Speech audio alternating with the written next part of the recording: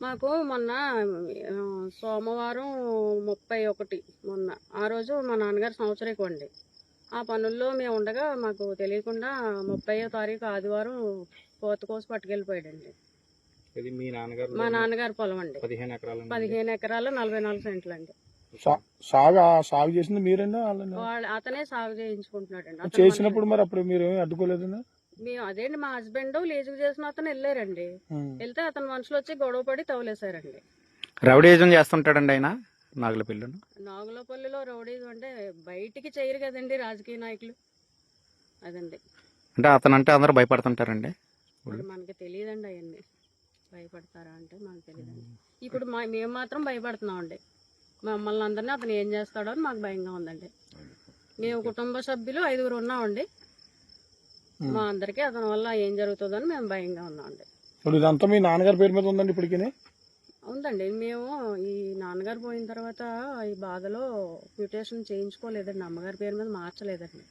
నాన్నగారి పేరు మీద ఉందండి. ప్రస్తుతానికి మొత్తం ఇప్పుడు ఏదైతే భూమి ఉందో అదంతా నాన్నగారి పేరు మీద నాన్నగారి పేరు మీద ఉందండి. ఇక్కడది 7 ఎకరాలు నాదండి, నా పేరు మీద ఉంది. అది కూడా వాళ్ళ ఆధీనంలోనే ఉందండి. ఉందండి. ఇప్పుడు మీ అమ్మగారు ఉన్నారండి. మా అమ్మగారి వయసు 67 సంవత్సరాలండి. ఆవిడ ఆర్థరైటిస్ పేషెంట్, మళ్ళీ షుగర్ ఉందండి. ఆవిడకి మందుల ఖర్చులు అవి బ్రతకడానికి చాలా ఇబ్బంది అయిపోతుందండి. ఆస్తులుండి ఎవరి దగ్గర చేతులు చాపాలండి? మేము ఆస్తులు ఉన్నా కూడా చేతులు చాపాల్సి వస్తుందండి. మొదటి పంట లీజుకి ఇచ్చామండి. చింతపల్లి బుచ్చిరెడ్డి, చింతపల్లి సూర్యనారాయణ రెడ్డి అని ఇద్దరికి 2 పొలాలు లీజుకి ఇచ్చామండి. మీరే ఇచ్చారా? అవునండి, నేనే ఇచ్చానండి.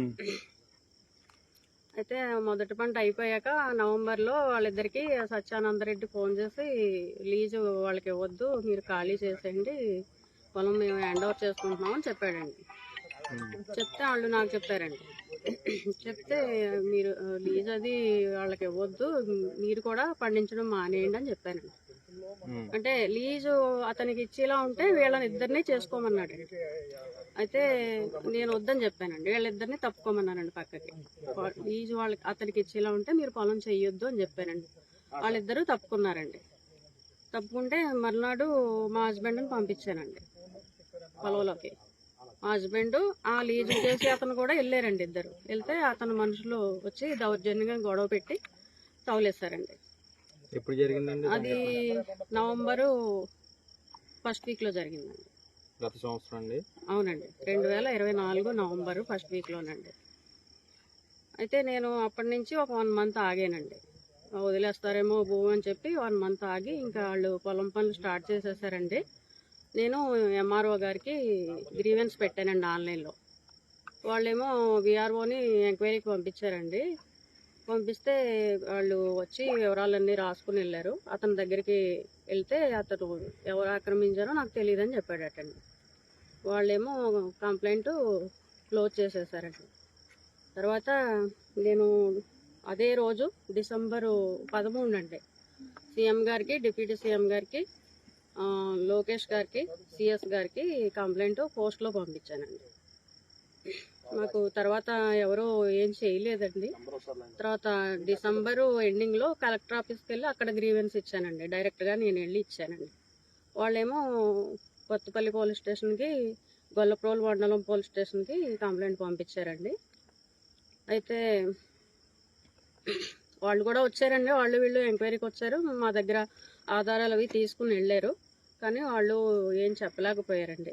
ఈ ఎంఆర్ఓలైనా ఈ పోలీసులైనా అతనంటే భయపడుతున్నారండి. అందువల్ల ఏం చేయలేకపోతున్నారండి. సత్యానందరెడ్డి గారు మీకు ఏమవుతారండి? అతను మా వియ్యంకడండి. వాళ్ళ అమ్మాయిని మా అబ్బాయికి చేసుకున్నామండి, మా 2వ అబ్బాయికి. అతని 2వ అమ్మాయిని మా 2వ అబ్బాయికి చేసుకున్నామండి. ఇప్పుడు మీ అబ్బాయి మీ దగ్గర ఉన్నదమ్మా? భూమి ఆక్రమించాక ఒక 10 రోజుల తర్వాత మా అబ్బాయిని వాళ్ళ ఇంటికి పంపించేశానండి నేను. అంటే భూమి ఆక్రమించుకున్నారు, ఇంకా నువ్వు కూడా వాళ్ళంటే భయపడుతున్నావు, సరే వాళ్ళ ఇంటికి వెళ్ళిపో, వాళ్ళు చెప్పినట్టే వినని పంపించేశానండి. ఇప్పుడు దీనికి మీ అబ్బాయి సపోర్ట్ చేస్తున్నారు, మీకు చేస్తున్నారా వాళ్ళ సపోర్ట్ చేస్తున్నారు? ఎవరికి చేయట్లేదండి. మా అబ్బాయి అయితే సైలెంట్ గా ఉన్నాడండి. కాకపోతే సత్యానందరెడ్డికి అతను భయపడుతున్నాడండి. అందుకే ఏం చెప్పలేకపోతున్నాడండి. ఇప్పుడు ఏ కారణం చేత ఆక్రమిస్తున్నారండి పొలాన్ని? వాళ్ళు ఏంటంటే పర్సనల్ విషయాలు, చిన్న చిన్న పర్సనల్ విషయాలు భూతద్దంలో పెట్టి పెద్ద విషయాలుగా చూపించి మా భూమి ఆక్రమించాడండి.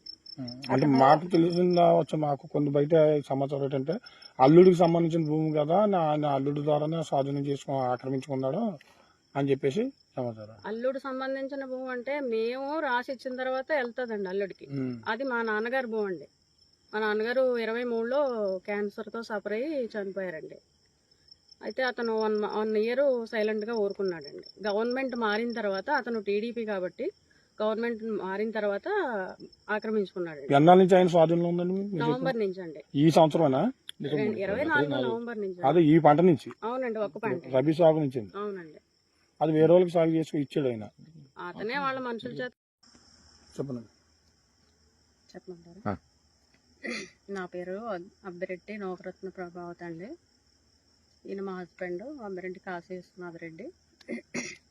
ఇవ్వండి ఆ పక్క భూమి అంతా 7 ఎకరాల 8 సెంట్లు అండి నా పేరు మీద ఉంది.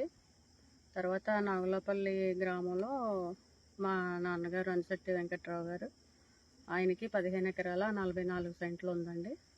ఈ 2 భూములు నాగులపల్లి గ్రామంలో ఉన్న స్థానిక తెలుగుదేశం నాయకుడు అనిశెట్టి సత్యానందరెడ్డి ఆక్రమించుకొని దౌర్జన్యంగా పండించుకుంటున్నాడండి. దాని గురించే ఇప్పుడు మిమ్మల్ని రమ్మన్నాను. ఈ పొలం కొయ్యడానికి వచ్చారండి వాళ్ళు.